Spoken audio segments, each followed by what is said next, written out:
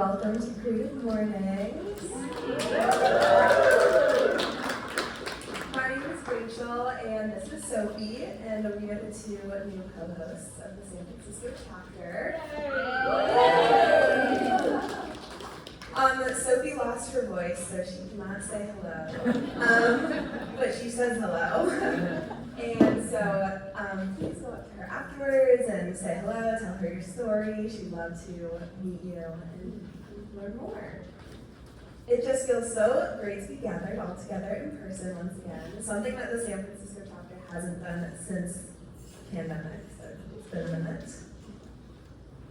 If this is your first Creative Mornings event, can you raise your hand? Yay, welcome. Welcome and thank you so much for coming. We are glad you're here. Creative Mornings is a free monthly breakfast series in over 237 cities across over 60 countries around the world. This space is beautiful. I am obsessed. I feel so glad that we can be in here. And I'm so glad that we all get to enjoy it together. So let's thank our venue host, Swiss San Francisco, for welcoming us here this morning and providing the delicious bagels and coffee. So thank you. I'd like to quickly welcome up Amelia, who is the CEO of Swiss, and she's going to say a few words on behalf of Amelia. Thank you very much, Rachel. Good morning, everyone. My name is Emilia, and I'm the CEO of Swissnex in San Francisco. I'm here today to celebrate with you the arrival of the Creative Morning, thanks to Sophie and Rachel, and it is my pleasure to welcome you here at Swissnex. Swissnex is an initiative from the Swiss government, and it's a place that we use for events like this today. I put my 2023 word being serendipity because this is what we try to do here at Swissnex, to be a machine for serendipitous encounters, where we try to bring together scientists, researchers, artists, designers, and startups to create collaboration across the US continent and the Atlantic, so between Switzerland and here the West Coast. We organize a lot of events where we try to address the important questions of our times. We care a lot about climate change, we care a lot about diversity, and about the future of AI. And we always try to bring different perspectives. So the perspective from a creative mind, from a startups, and from sometimes philosophers. We have different people coming and talking to us. And we would love to have you again in the space. There are different possibilities. I mean, you can register to LinkedIn, follow us on LinkedIn, register for a newsletter, and we are hiring for a new position. So don't hesitate to send us your CV if you're interested to join this fantastic team. Sophie is our head of communication, so she will definitely be happy to hear your questions. She won't answer since she doesn't have a voice, but she'll get your contact and come back to you. So I wish you a great first Creative Morning, and we hope to have you back at some point. If you have any question about Swissnex, if you want to hear more about what we do, we have a program specifically for the creative industry. Don't hesitate to come and to talk to me. Enjoy the morning, and welcome back with Creative Mornings.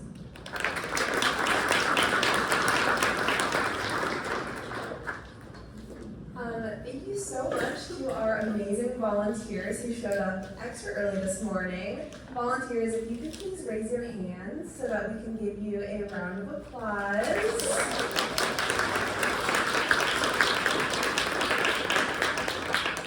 Our chapter is 100% volunteer-led, and today would not be possible without everybody's support.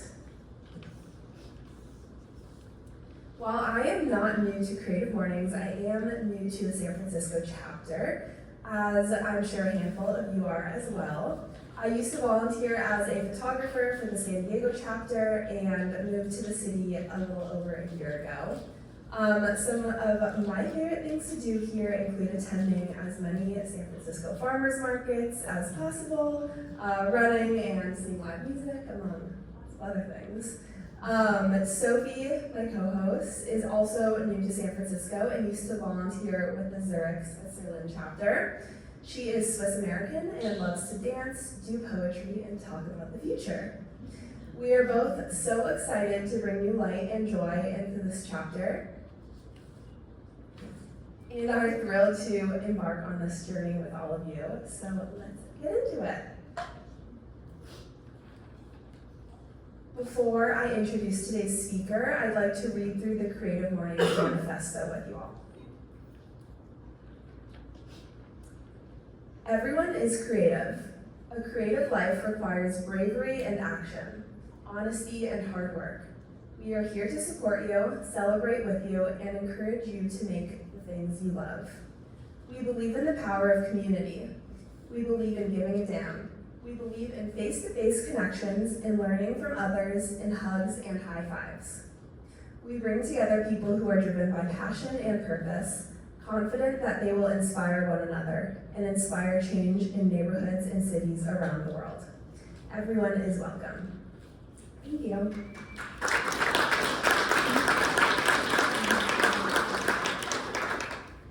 Our theme for December is pain. It was chosen by our Lviv, Ukraine chapter and illustrated by Marta Koshelinska.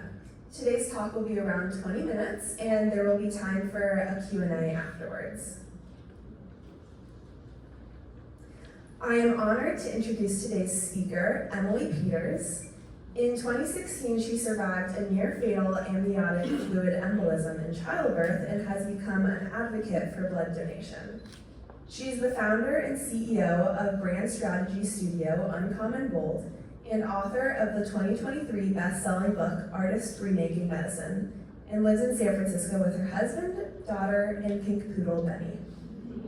Please help me in giving a warm welcome to Emily Peters.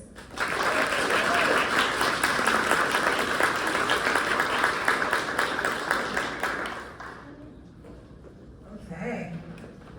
Welcome. Good morning, everybody. It's a very kind of goth theme to come into December and the holiday season talking about pain. Oh, I love that. Like many of you, I'm sure in this room, I unfortunately have a lot of personal experience with pain. And so we're going to start today's conversation sharing my own story. As you heard, the little preview there, I was unfortunately almost a statistic in the maternal mortality crisis that we had here in the United States. I was one of those very annoying people who loved being pregnant. I thought it was amazing. I loved being huge. I loved having all new clothes. I loved being out and people being like, look at you. You look amazing. I was so happy. And it had taken me many, many years to get pregnant. And so when I was pregnant, I loved it, right? And I know that's not everybody's situation. I'm sure there are people who have stories that are not like that, and that is also fine. But for me, it was a really, really wonderful time in my life. And then I got to the hospital, and then I delivered my daughter at like 2, 3 o'clock in the morning, and then I died. So that was unexpected. I suffered what's called an amniotic fluid embolism, which has about a 25% chance of survival. It's a very little known condition. It's a very common condition, unfortunately. It's a severe hemorrhage. I lost all the blood in my body 9 times over in the course of 6 hours. I received 32 blood transfusions in 6 hours. So basically when this happens to you, they wheel you away. Your family has no idea what is happening to you, to a room where you are unconscious, thankfully. That was great. That's the less painful part of the story, is that I was not there for it. And they, basically the thing that they can do for you, which is unfortunately part of a safety protocol that only exists in California, and many states do not have this kind of crash protocol for women like myself. They call the blood bank and they say, we have an amniotic fluid embolism, keep sending blood. Send as much blood as you possibly can. And the blood bank starts sending cooler after cooler after cooler of blood product. and they give you 2 central lines in your neck that go straight into your heart. And an anesthesiologist stands there and squeezes the blood from the bags into your neck, into your heart, and then it comes straight out. So like I said, this is a goth. We're starting very dark this morning, and apologies to anybody who does not like to talk about blood. The blood saved my life, along with some interventional radiology. I had an exploded artery that they fixed with a little bit of a coil.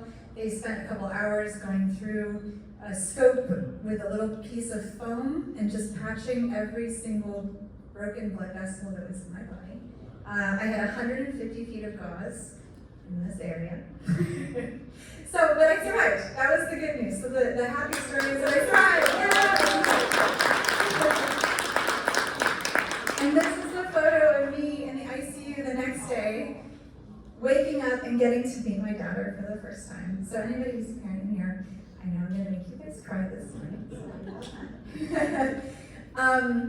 And because I am a creative and I've been a writer for a long time and marketer, even though I was completely doped up on fentanyl and I was actually receiving my last blood transfusion in this picture, I was like, this is a good story. I need to take notes. I need to take notes about what is happening. Like, this is really good content.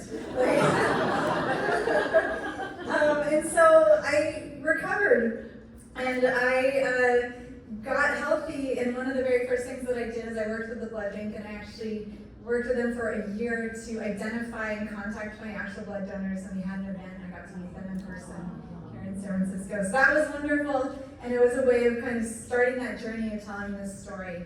So we have 3 goals for today. One is to turn you into a life-saving blood donor. Who here has donated blood before? Yes. Oh, yes. I might actually have some of your blood if you got a letter from me in 2017. Thank you. And then the second goal is to get angry about some painful issues in our healthcare system. I work in the digital health space. I did that before. I was a patient myself. I continue to do that. Our healthcare space has a lot of issues. And then the third is to get inspired by creative work for positive change, because we need you, and I'm here to recruit you very directly. I want all of you to come work with me. Okay, so 5 pain points. We're gonna get nerdy now. I shared the blood and the gore. I showed the cute baby picture. Now we're gonna do charts. So I am far from alone. As I mentioned, we have the highest rate of maternal death in the developed world here in the United States. This was not talked about at all until about 4 years ago, when some reporters started digging into this and talking about it. It's really, really bad. It is, I wanna say it's getting better, but it's not really getting better right now. People are thinking about it and talking about it, which is helping. So it's better here in California. As I mentioned, we have a maternal quality care coalition out of Stanford that does set policies and track and inform data. It's getting worse in a lot of other states where they're actually shutting down measurement of this kind of program, where they're cutting off access to care for women. So this problem, unfortunately, is not getting better. Let's look here. Okay. And it's not just women. We have bad health and falling life expectancy in the United States. This number did actually start to kick up a tiny bit this year, which is good news. But look at where we are compared to other countries like Australia, Canada, France, Germany, Japan, Sweden, Switzerland, and the UK. So we're not living as long as we probably should be. We have the most expensive healthcare system in the world at the same time. So we're paying a huge amount of money and we're not getting a lot of value for it. And there's, I think, some misunderstanding about, well, but I pay, my employer pays for me, and who pays exactly for my health insurance? And so it's a combination between what we pay in our taxes and what our employers pay and what we pay. We are paying a lot of money for healthcare, and we are not necessarily getting good value for it. The healthcare workforce is demoralized and burned out. I've had the experience myself of going to the doctor, going to the nurse, having to convince the nurse to maybe get a COVID vaccine, having to listen to the doctor being sad and upset about their career and being demoralized. That's not a great experience, right, for you as a patient. I work with doctors and nurses all the time. They are incredible. I love them. I need them to not be upset and mad and sad all the time. Like, I want them to like working in the healthcare system. And then 70% of Americans say our healthcare system fails them. So I think that probably there are many people in the room here who would agree with that. This is a good country to have a very rare disease in. It's a good country to have like a rare cancer, something that's kind of complicated. It's not a good country to have diabetes. It's not a good country to have high blood pressure, things like that. So yeah, let's go from there. Okay, so why even try? Like, if it's horrible and it's terrible, let's just work on something else. Like, there's other depressing things that we could work on. We could work on climate change. There's like a million great things we could work on. I'm here to advocate that we should be working on healthcare though, and I hope that you will as well with me. So ultimately, you cannot avoid our healthcare system. You will have a baby, you will break a leg, you will get old, you will get sick. How many people here have been a hospital patient like overnight before? Oh my God, so many people. And how many people have taken care of somebody who's maybe died, yes, hospice, end of life, yeah. So see, we're all there together. You can't avoid it.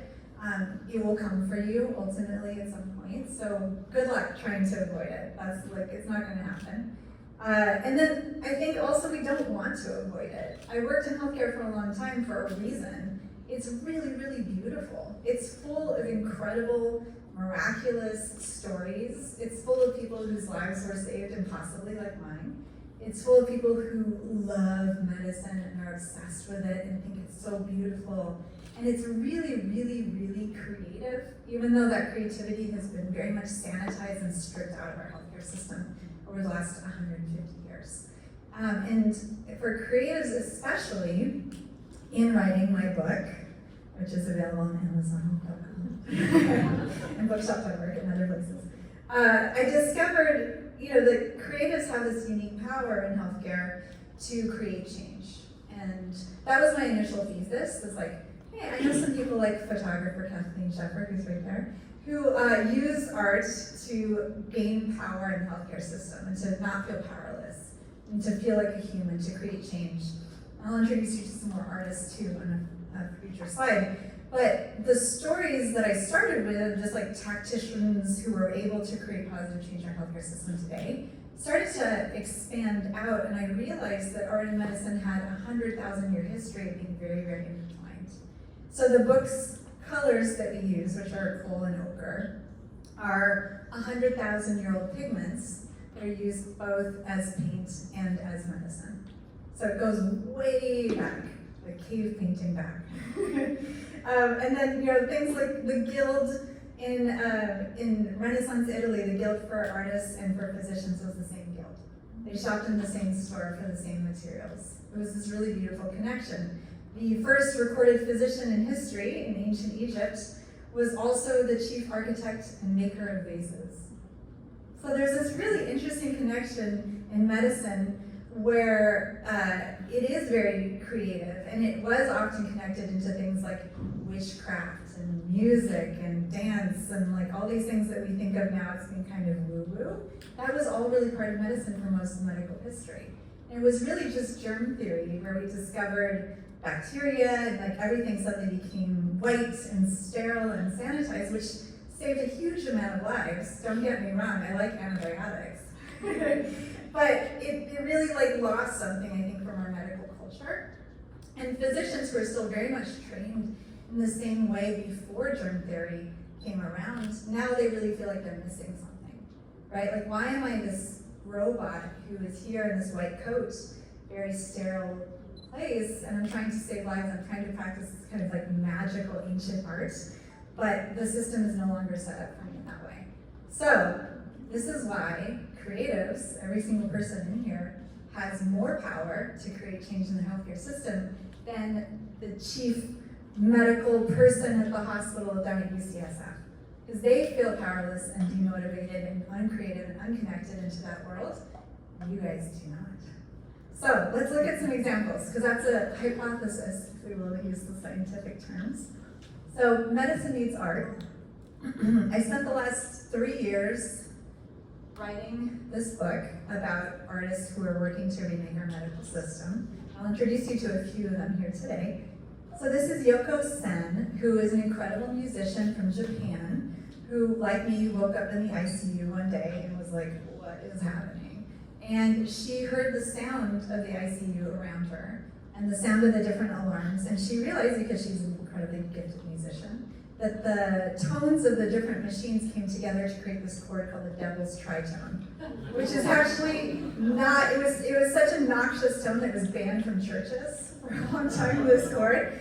And so she and her husband, once she recovered, spent 3 years working with Siemens to actually change the tone of those alarms. And she's now done it everywhere around the whole world.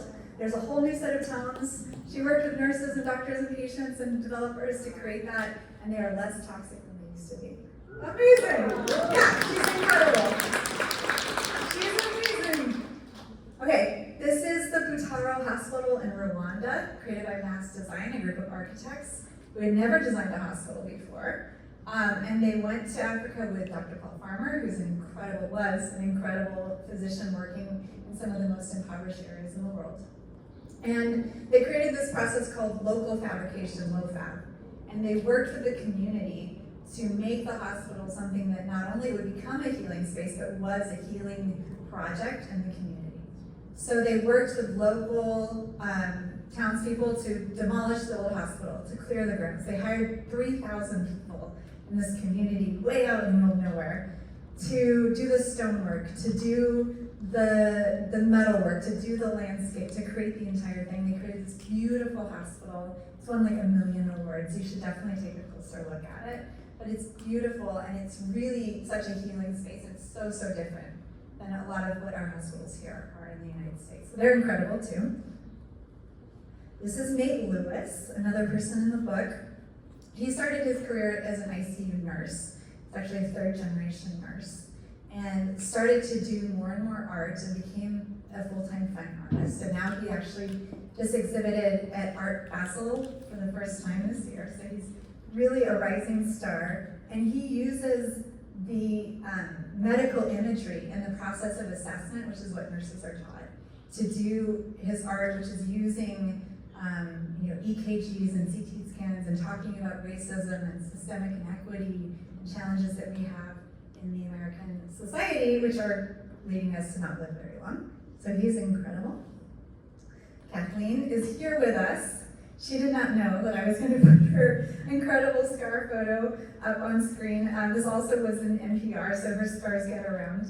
They're very beautiful. Kathleen was actually the first person I interviewed for this book. I met her in the process of my previous book, which you guys are all getting to go home with today.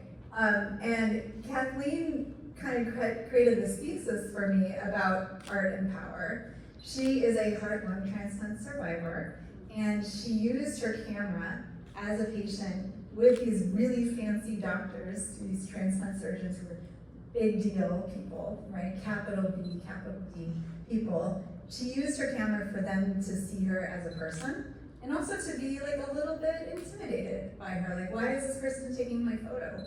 What is happening? What is she documenting about me? Kathleen could tell her story much better than I could for her.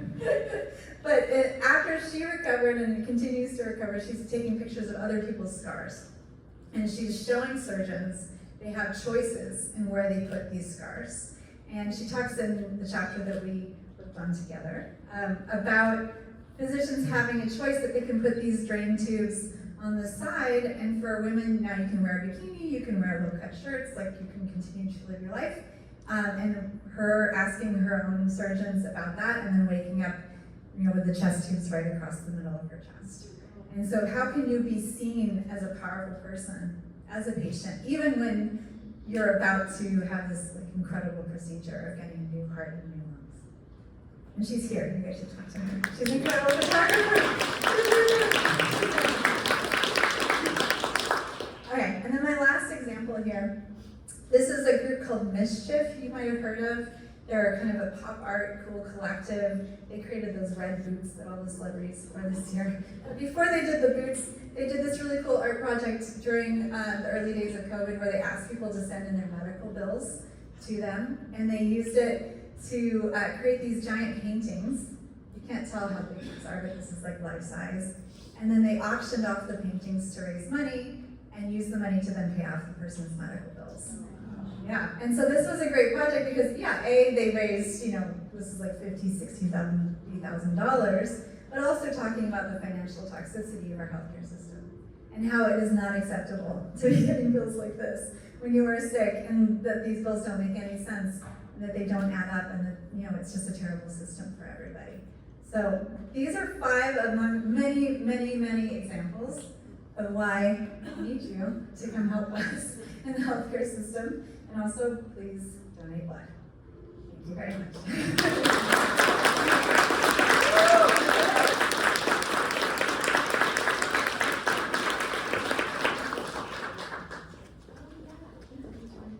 We have a giveaway. Do you guys want to win something? I feel like, so somebody has something taped under their chair. If you want to look, and you're going to win a copy of the book. And I actually don't know exactly where it is. I can kind of guess. Claudia knows where it is. Did anybody get it? It's a sticker. You have to really look for it. We're doing a little calisthenics here to learn how to fight.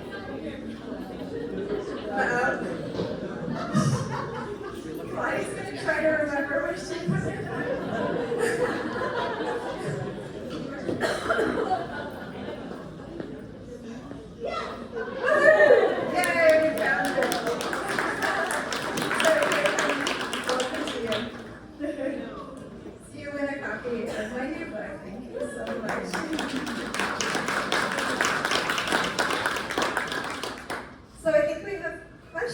If you guys want to do Q&A, and we can also even have Kathleen come if you want to ask questions. She says no. We bring the microphone around. So if you have a question for Emily, just raise your hand and we'll come to you. Give me that.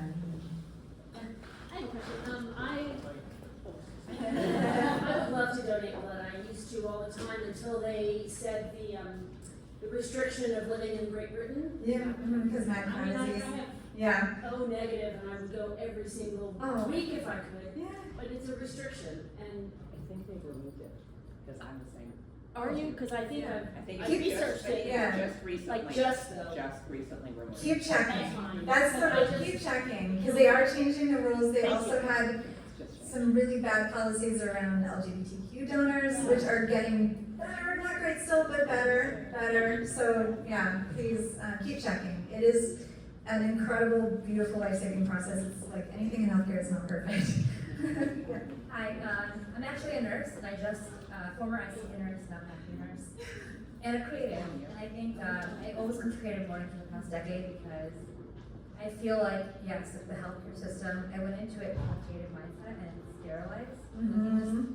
And I feel this disconnect with that creative practice. So just curious, like, what advice or what, is there, how do we infuse creativity or bring Creative Morning type events into the healthcare space? How do we, like, Creative Morning Healthcare. how do we learn? I've been wanting to for a decade. I just like, how do we like hone this artistic side of our skill set practice, but still be taken? Seriously. I just like, yeah, I feel like I'm always splitting my brain. It's just really exhausting. Yes, it is exhausting. Yeah. ICU nurses are like the most powerful people in the entire hospital, so thank you so much for doing that work. That is incredible. Yes, how do we open people's eyes to creative work in healthcare and other hard problems that we have as well? One thing I will say is that things are already changing. I've seen in my career, I worked in digital health now for like 15 years, that the idea of professionalism has started to evolve, right? Like for a long time, physicians and nurses, the idea is like, you are the white coat, you are the scrubs, you are nothing else. Like you have no other personality. You cannot be a person who likes anything else other than medicine. And I have seen that change, and I hope that you've seen that change as well in your career. The other way to do it is to just do it, right? I mean, that's a lesson in life that I think creatives are really good at, is that like the only way to get something done is to do it, right? And so, what I've seen in the book and the stories of the nurses and the physicians who are artists in the book, which there are many, is that they just put it out there. They're like, yep, this is me. Like, I am a doctor who sings to my patients, which feels like really cringe, right? And she does it, and she's incredible, and she's amazing, Dr. Ross.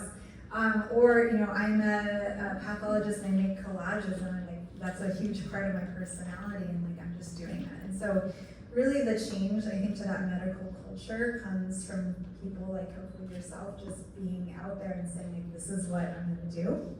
And it is scary. I'm not saying that that's easy or not scary. But it does change. And I think a lot of the research in the book that brought me a lot of hope, because I also feel hopeless and demoralized about our healthcare system a lot, is that the healthcare culture does change, and it changes really, really fast sometimes. And so even something like the white coat ceremony, I don't know if you guys are very familiar with that, but there's this ceremony when medical students go into the next level and they get their white coat, and it's like this really, it feels like this ancient ceremony, and you're like, oh, this has been going on forever.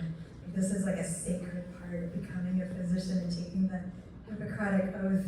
And that ceremony was invented in 1989 at medical school in Chicago, because one of the professors was complaining that the med students didn't dress well enough. And so one of the secretaries of the hospital was like, I'm gonna make a ceremony and do it. And I love that story because to me, it's such a great example of tapping into that culture of medicine, which can be bad, but also is like really interesting and good and like juicy. And being able to create something that changed like the entire process for everybody, literally within like, you know, not even my lifetime, like I'm much older than that ceremony. So things do change. And I think, you know, maybe just putting it out there is hard, but I would love to work on that with you, and I'm sure everybody in here would as well.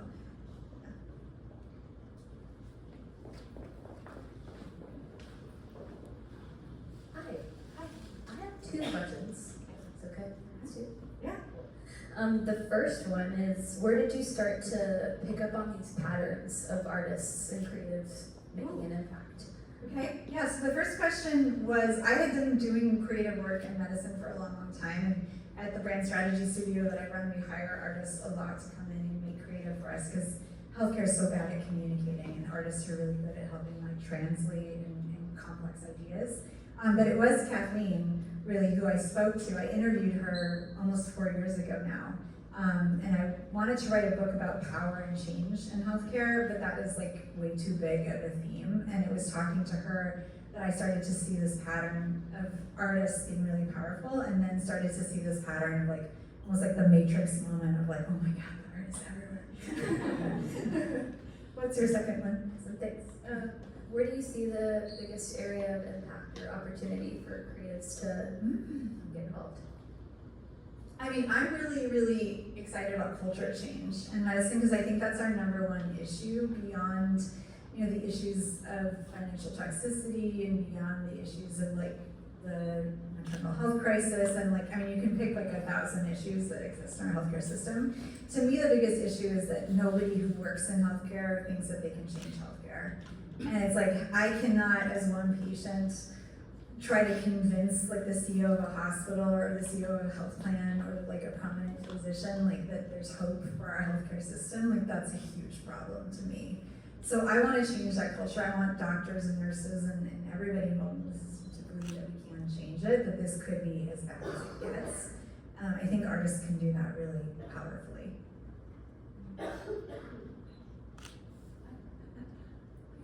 Hi. Good to see you. Good to see you too. So I'm just curious, this is not entirely analogous, but safe injection sites, right? That's a very controversial issue in this country. But there are examples like in Vancouver, for example, of it being really, it's working. Yeah. Nobody's overdosing who's going in there, right? Yeah. So my question is, are there models either in, because I can imagine how hard it is to make any change in our system, and it is completely messed up. So I'm curious if you're aware of models in other countries, or maybe there's an independent,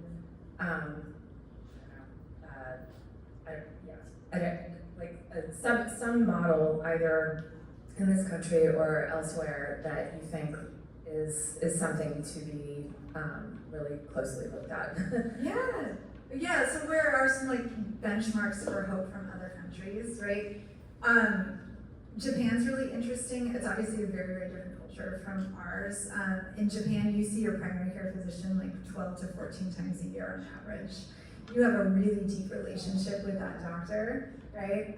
Most Americans do not have a primary care physician at all, right? And I think I do a lot of work professionally in the primary care space, but I do, the research is really clear that if we invested a lot more in primary care in the US, and if we had primary care available to people and it was covered, that we would be able to solve, we have huge trust issues that we've really earned in the healthcare system where nobody trusts the doctors and the nurses. They don't want to get the vaccines, they don't want to go into the hospital because who knows what it's going to cost you, who knows what that experience is going to be. If everybody had a primary care physician, that would be a change, right? That would be a big change. So I think primary care is a big one. There are some real glimmers of hope here in California. Our Medi-Cal program is changing, restructuring, offering things like doulas and support for family caregivers, and it's a huge lift. We're just starting on that transformation now, but a lot of states are also looking at their Medicaid programs too. So there are a lot of options for hope, but I think one of the things our healthcare system in the US is very unique, for better and for worse, and we can't necessarily look at another country and try to just replicate what another country has, because we are very different. But I want us to have like an amazing, very American, like cowboy boot wearing healthcare system that just kicks ass. Like that's my hope. I don't want it to look like a Swiss system or a Japanese system. I want it to look like an amazing American, like independent, badass, primary care driven healthcare system. Time for one more question.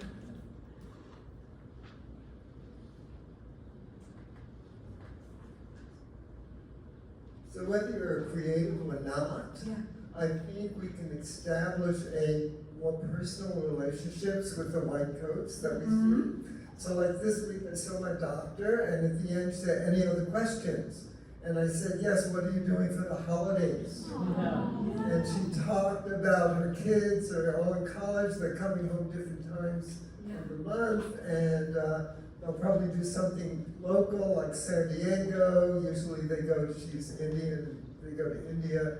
And it was just like a wonderful way to kind of end the session. Yes. So I always do that, some question to the doctor, not just about what I'm being treated for. Yes. And establishing that relationship. Exactly. We need to see them as humans as well. They are working really, really hard. They've had a really hard decade, really, really hard last couple of years. Anybody who's been working through this pandemic. And they feel like nobody cares about them often too, right? And so that's where they get demoralized, and that's where then they have moral injury and they feel like they can't care for people. And so that primary care relationship especially is bi-directional, right? Ideally, a physician has a relationship with a patient for many, many years, or a nurse.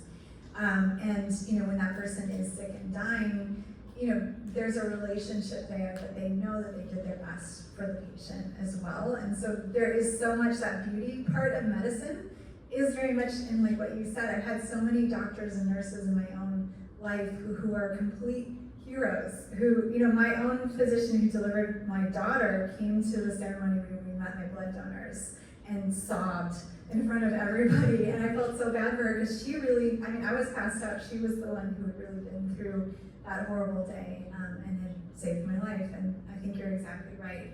That just seeing everybody in the whole system as people is a really great first step. Creative or not, let's all just like be a little bit nicer to everybody else. That was a great question. Thank you so much. Thank you guys. I think we're at time. Is there anything else you want to say? Thank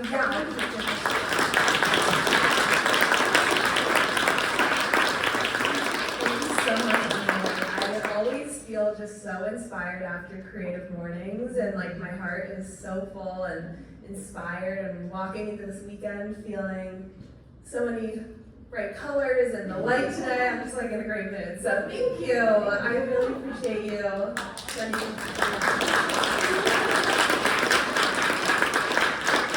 And thank you all so much for coming out. This is our first event back, and it's so amazing to see all of these smiling faces and just reconnecting once again. When you walked in and put on your name tag, we asked you what's one word that sums up this past year. So I really love using this time, especially as we go into the holidays, as a good point of reflection and I'm really looking forward to stepping into 2024 all together. So we'll be having another event next month and throughout. I mean, there's no end point, so. Yeah, but we are a new team, and so definitely sign up for our newsletter, which is on the Creative Mornings San Francisco webpage.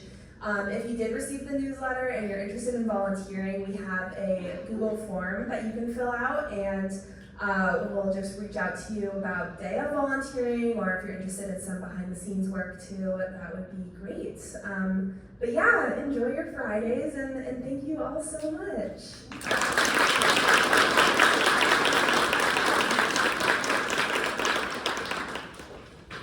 Oh, yes. We're gonna take a photo, 3 of us, and then, yeah, we're okay. Thank you.